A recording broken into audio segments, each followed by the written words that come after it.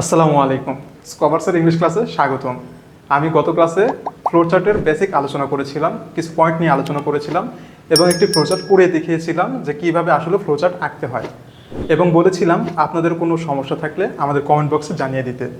And many thank you so much. আমাদের অনেকেই comment করেছেন যে নাম্বারিং সিস্টেমটাকে অন্য কোনোভাবে করা যায় কি না। আসুন স্যার, আমি আপনাদেরকে একটু চেষ্টা করি আরও কীভাবে নাম্বারিং করতে পারবেন। তো চলুন শুরু করা যাক।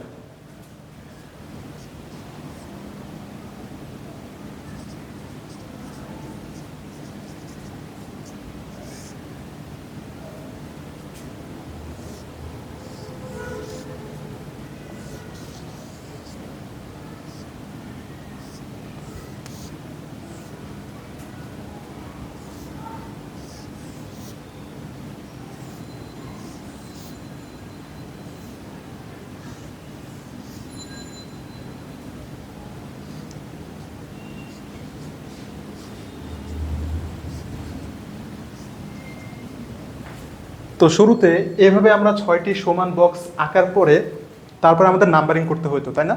কিপ নাম্বারিং একটা পয়েন্ট ছিল, কিপ নাম্বারিং। নাম্বারিং কোশ্চেনেও দেওয়া থাকে এবং চাইলে আপনারাও করে দিতে পারেন। আমি যেভাবে দেখিয়েছিলাম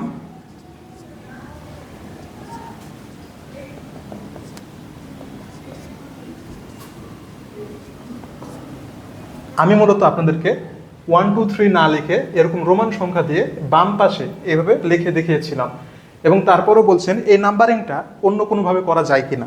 তো আসুন আমি আপনাদেরকে একটু শেখানোর চেষ্টা করি।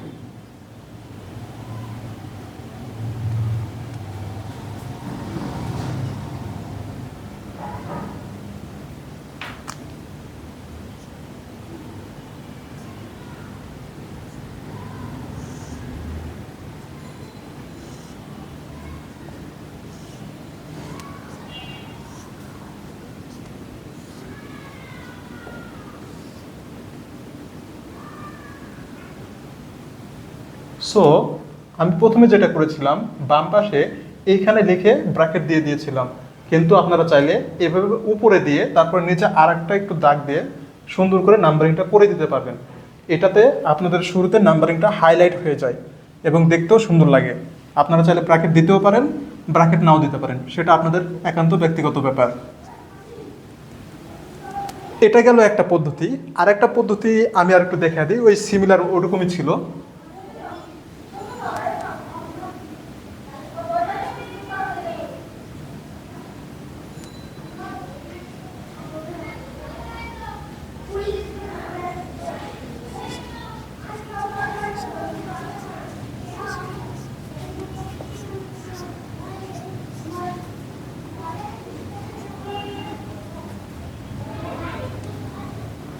আপনারা চাইলে উপরে একটু আগে যে পদ্ধতিটা দেখালাম নাম্বারিং করে এরকম করে সোজা দাগ দিতে, সেটা করতে না চাইলে শর্টকাটে বাম পাশে দিতে পারেন, জাস্ট ব্র্যাকেটটা দিবেন না, এরকম চার কোণার মতো একটা বক্স করে দিলেন।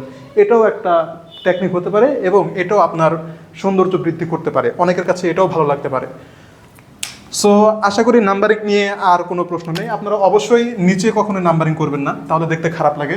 কখনোই ডান পাশে নাম্বারিং করবেন না, কারণ আমাদের ইংরেজি লেখাই শুরু হয় বাম পাশ থেকে। ঠিক আছে স্যার?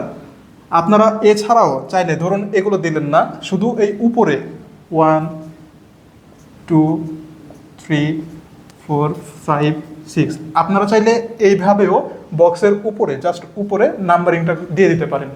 এটা আপনাদের একান্তই ব্যক্তিগত ব্যাপার, আপনাদের যেটা পছন্দ হয়। ঠিক আছে, নাম্বারিং নিয়ে কোনো ডাউট নাই। এক এক টিচার যে এক এক নাম্বারিংয়ের নাম্বার দেবে সেরকমও না, আপনাদের যেটা কমফোর্টেবল ফিল হয় আপনারা সেটা ইউজ করবেন। সো এটা ছিল নাম্বারিং বিষয় নিয়ে একটু আলোচনা। সো আজকে আরেকটা প্র্যাকটিস করতে দিই, দেখে আপনারা কেমন পারেন। এবং আপনার জন্য আমি একটা প্যাসেজ সিলেক্ট করে রেখেছি এবং সেটা আমি যখন বলবো আপনারা বের করে ভিডিওটা পজ করে আপনারা বাসায় হোমওয়ার্কটা ডান করে তারপর আবার শুরু করবেন আমার ভিডিও দেখা, তারপরে মিলিয়ে দেখবেন আমার অ্যান্সারের সাথে। আমি অ্যান্সারটা লিখে দিচ্ছি, ঠিক আছে? প্যাসেজটা হচ্ছে ওই যে আপনাদের অ্যাডোলেসেন্স রিলেটেড যে প্যাসেজটা, ওই in Bangladesh the legal age of marriage for girls is 18, এটা আসছিল আপনার রাজশাহী বোর্ড 2017-তে। সো এই প্যাসেজটা বের করে আপনারা ভিডিওটা পজ করে আপনাদের মতো করে দেবেন। একটা করা আছে, আমি ওই যেটা করে দেওয়া থাকে কোশ্চেনে 1 নম্বরটা, ওটা আমি লিখে দিই আগে, তারপরে আপনারা শুরু করুন। সো আশা করি আপনারা যেটা করতে দিয়েছিলাম অর্থাৎ একটা ফ্লোচার্ট, ওই ফ্লোচার্টটা করেছেন। প্যাসেজটা হচ্ছে আপনাদের অ্যাডোলেসেন্স। আমি এখন যা করব আমার মতো পুরোটা করে দিব এবং আপনারা যেটা করবেন একদম টোটাল অ্যান্সার শেষে আপনাদের করা অ্যান্সারের সাথে এই অ্যান্সারটা মিলিয়ে দেখবেন যে কতটুকু যুক্তিযুক্ত হয়েছে, ঠিক আছে? তারপরে যদি কোনো কিছু জানার থাকে, তারপরে যদি কোনো কিছু প্রশ্ন করার থাকে, অবশ্যই আবার আমাদের কমেন্ট বক্সে জানিয়ে রাখবেন, তাহলে আমাদের জন্য সুবিধা হবে, ঠিক আছে স্যার? আমি প্যাসেজটা পুরোপুরি না পড়ি, কারণ আপনাদেরকে আমি বলে দিয়েছিলাম কোন passage. Adolescence in Bangladesh, the legal age of marriage for girls is 18, এখান থেকে শুরু করব, ঠিক আছে? তো প্রথমে যে নাম্বারটা করে দেওয়া ছিল সেটা কি ছিল? সো স্যার, শুরুতে যেটা করে দেওয়া ছিল সেটা ছিল গেটিং ম্যারিড আর্লি। এখানে আমি গত ক্লাসে অর্থাৎ ফ্লোচার্টের ফার্স্ট ক্লাসে যে নিয়মগুলো বলেছিলাম, আমাদের কী করতে হবে, কোন গ্রামাটিক্যাল ফর্মেটে দেওয়া আছে সেটা অবশ্যই মেনটেন করতে হবে, নাম্বারিংটা মেনটেন করতে হবে, যেটা নিয়ে শুরুতে আলোচনা করা হলো। সো আসুন, শুরুতে কী দেওয়া আছে, গেটিং ম্যারিড আর্লি। সো এই ফ্লোচার্টটা কী হচ্ছে? ফ্লোচার্ট হচ্ছে একটা ফ্লো, তাই না? ফ্লো মানে তো প্রবাহিত হয়, এক জায়গা থেকে শুরু হবে, এরপরে কি হয়েছে, এর পরে ফলাফলটা কি হয়েছে সেটা জানতে চাওয়া হয়েছে এই চার্টের মাধ্যমেই। সো গেটিং ম্যারিড আর্লি, এরপরে কি হয়েছে, এরপরে পরিণতিটা কি হয়েছে সেটাই যদি আপনারা লেখেন তাহলেই আপনার এই ফ্লোচার্ট হয়ে যাবে ইনশাল্লাহ। তাহলে শুরু করি। এখানে একটা লাইন আছে না, when a girl gets married, এখান থেকে মূলত এই ফ্লোচার্টটা শুরু হয়েছে, ঠিক আছে? আচ্ছা দেখি তারপরে তার পরিণতি কী হয়েছিল বা কি হয়। She usually drops out of school, তাই না? তাকে তো স্কুলে যেতে দিতে দেয় না, তাকে তার পড়ালেখা কাইন্ড অফ বন্ধই হয়ে যায়। তাহলে আমাদের শুরুতে কি করতে হবে স্যার? গ্রামাটিক্যাল ফর্মেটটা মেনটেন করতে হবে, আইএনজি ফর্ম রাখতেই হবে। এবং এখানে আরেকটা বিষয় খেয়াল রাখতে হবে, ভালো মতো খেয়াল করুন, দেখুন শুরুতে যে জি, এটা কিন্তু বড় হাতের দিয়েছে, তাই না? অর্থাৎ বাকিগুলোতেই এই বড় হাতের দিয়ে শুরু করতে হবে, ক্যাপিটাল লেটার দিয়ে শুরু করতে হবে। তাহলে ড্রপস আউট অফ স্কুল, এটাকে আইএনজি ফর্মে কীভাবে লেখা যায়? ড্রপিং আউট অফ স্কুল দেওয়া যায়। তাহলে চলুন, এবং বড় হাতে লিখতে হবে।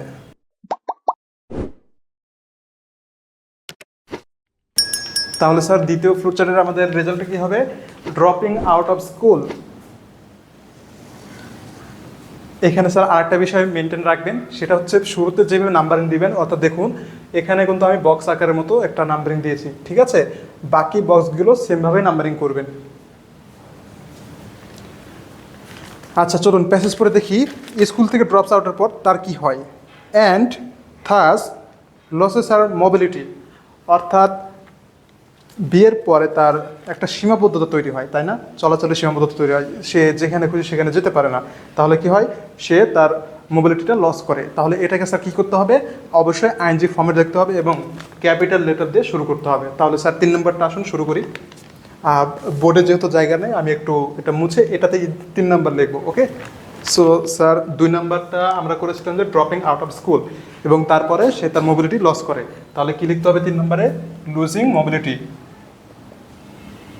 এবং এলটা বড় হাতের।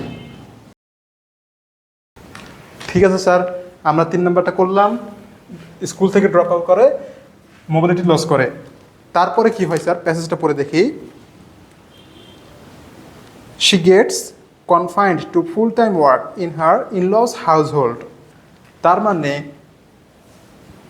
সে স্কুল থেকে তো মানে যাতায়াত তো বন্ধ হয়ে যায়, প্লাস বাইরের চলাচলও বন্ধ হয়ে যায়, এবং তার শ্বশুরবাড়ির কাজ কামে তাকে আবদ্ধ হতে হয়, ঠিক আছে? কাইন্ড অফ বন্দির মতো হয়ে যায়। তাহলে স্যার এটাকে আমরা কিভাবে লিখতে পারি?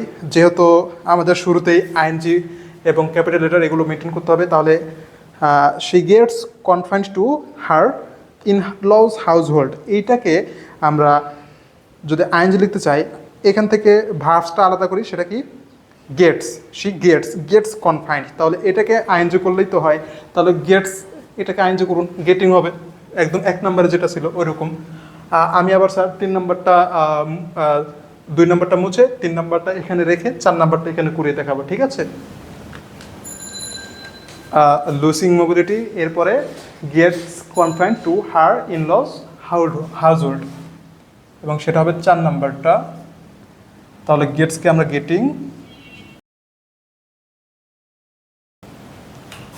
স্যার এখানে একটা জিনিস বলি, আপনাকে যে হুবহু প্যাসেজের মতো ওয়ার্ড বাই ওয়ার্ড কপি করতে হবে এরকম কোনো বাধ্যতামূলক কোনো বিষয় নাই।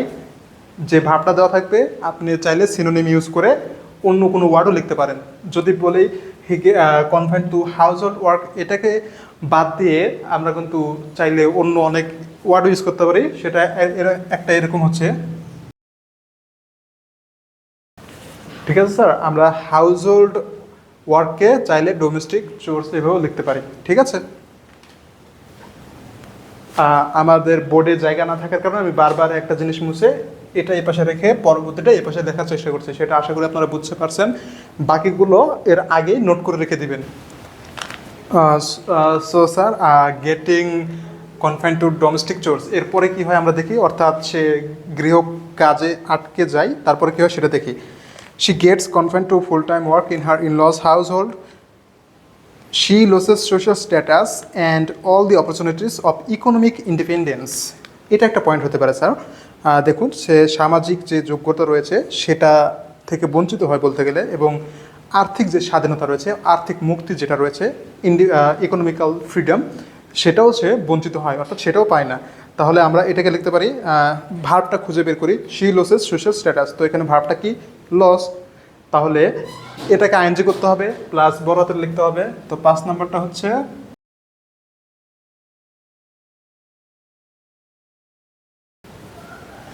সো স্যার, আমি যেটা বলেছিলাম আপনাকে যে হুবহু প্যাসেজের ওয়ার্ডগুলো কপি করতে হবে তেমন না। বিষয়টা losing social and economics independence এখানে ছিল, সো আমি losing social and economics status লিখে দিলাম।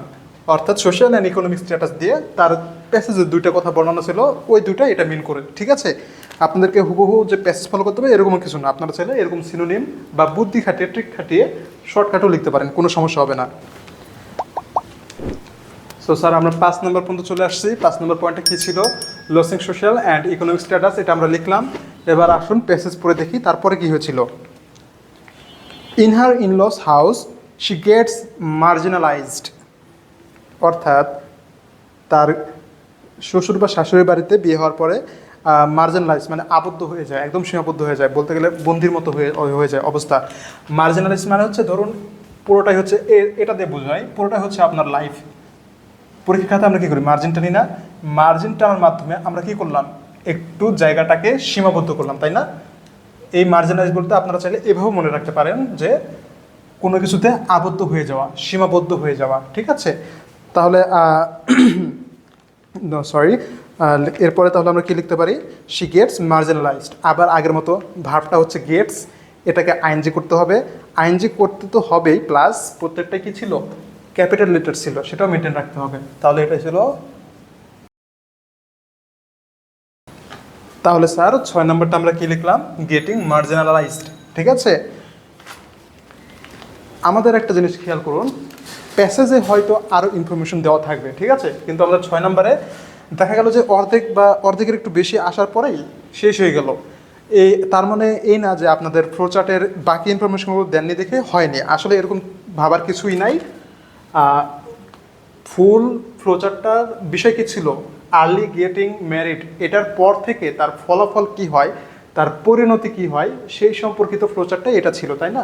আমরা 5টা পয়েন্ট নিজে থেকে বানিয়ে দেখলাম এবং সর্বশেষ এখানে এসে থামলাম। সো এটাও হতে পারে একটা ফ্লোচার্ট। আবার আপনারা চাইলে ওই যে তারপরে আরও কিছু ছিল, যেমন she becomes vulnerable to all sorts of abuse, অর্থাৎ তাকে অ্যাবিউজ করা হয়, becoming vulnerable of all kind of abuse, এরপরে লিখতে পারেন চাইলেই, সমস্যা নেই। যদি পারেন তাহলে তো ভালোই, আমি চাচ্ছি আপনারা করুন। আপনারা এটাই যে করতে হবে, অথবা আপনারা যেটা বইয়ে মুখস্থ করেন, যেমন এটা রাজশাহী বোর্ড 2017 ছিল, এটা ছিল রাজশাহী 17। ঠিক আছে, এটা জাস্ট ওরা করে দিয়েছিল বা আমি করে দিলাম আপনাদেরকে, এরকমই যে ফলো করতে হবে এরকম কিছু না। আপনারা আপনাদের ওয়ার্ড ইউজ করতে পারেন চাইলে। আমি চাচ্ছি আপনারা একটা করে আমাদেরকে জানান, যাতে আমরা বুঝি আপনারা একটু সৃজনশীলতা ব্যবহার করছেন। সো আশা করি এই পর্যন্ত আপনাদের কোনো সমস্যা হয়নি। এবং এখানে স্যার একটা জিনিস বিষয় আরও জানা ছিল, আপনারা যেমন আজকে অনেক আলোচনা ছিল, অনেক প্রশ্ন ছিল স্টুডেন্টের কাছ থেকে, তার মধ্যে একটা গুরুত্বপূর্ণ প্রশ্ন ছিল যে নাম্বারিংটা অন্যভাবে করা যায় কি না। আমি দেখিয়ে দিলাম 3-4টা পয়েন্ট। এরকমই আরও একটা প্রশ্ন আপনাদের কাছ থেকে আমি আশা করছি, এবং আপনারা একটু ভেবে চিনতে যদি একটু বুদ্ধি খাটান আমি কিন্তু ওই প্রশ্নটা পাবো। আমি পরবর্তী ক্লাসে অবশ্যই ওই প্রশ্ন নিয়ে আলোচনা করব এবং আশা করি আপনারাই তার আগে এইগুলো কমপ্লিট করার পরে ওই প্রশ্নটা আমাকে জানাবেন কমেন্ট বক্সে। সে আশা নেই আজকের ক্লাসটা আপাতত এখানেই শেষ করি। ধন্যবাদ সবাইকে, ভালো থাকবেন। আর কোনো কিছু জানার জিজ্ঞাসা থাকলে, কোনো কিছু না বুঝলে অবশ্যই আমাদের কমেন্ট বক্সে জানিয়ে দিবেন। আর যদি অবশ্যই আপনার যদি ক্লাসটা ভালো লাগে, আপনারা অবশ্যই ক্লাসটা শেয়ার করে আপনাদের ফ্রেন্ডসদেরকে জানিয়ে রাখবেন। এবং আমি একটা কথা সবসময় বলি যে জ্ঞান জিনিসটা মুষ্টিগতভাবে বা কক্ষিগত রাখা উচিত না, ঠিক আছে? এটা আপনি যত স্প্রেড করবেন, যত শেয়ারিং করবেন, দেখবেন সেটা আপনার মাথায় তত ভালোভাবে, তত সুন্দরভাবে গেঁথে গেছে, অর্থাৎ আপনি আরও সুন্দরভাবে বুঝতে পারবেন। সো যদি ভালো লেগে থাকে অবশ্যই আপনাদের ফ্রেন্ডসদেরকে শেয়ার করুন। আর কোনো কিছু জানা বা জিজ্ঞাসা থাকলে অবশ্যই আমাদের কমেন্ট বক্সে জানিয়ে রাখুন। টিল দেন গুড বাই, সকলে ভালো থাকবেন, স্কলার্সের সাথেই থাকবেন। ধন্যবাদ, আসসালামু আলাইকুম।